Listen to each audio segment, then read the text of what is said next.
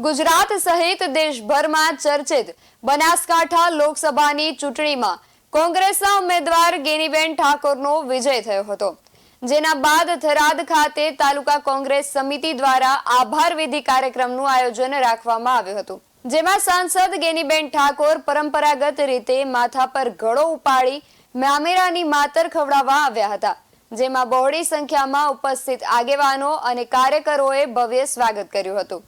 ગેનીબેન ઠાકોરે જણાવ્યું હતું કે લોકસભાની ચૂંટણીના પરિણામ પછી પહેલી વખત મતદારોનો આભાર વ્યક્ત કરવા માટે થરાદ ખાતે કોંગ્રેસ સમિતિ દ્વારા કાર્યક્રમ રાખવામાં આવ્યો છે।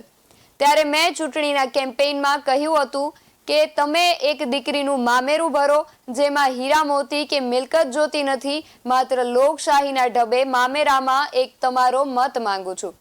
એમાં બનાસકાંઠા જિલ્લાની દરેક કોમે વોટ પણ આપ્યા અને નોટ પણ આપ્યા અને આ ચૂંટણીની નોંધ સમગ્ર દેશ અને વિદેશમાં પણ લેવાઈ। BSN TV ન્યૂઝ સાથે જનકસિંહ વાઘેલા, થરાદ।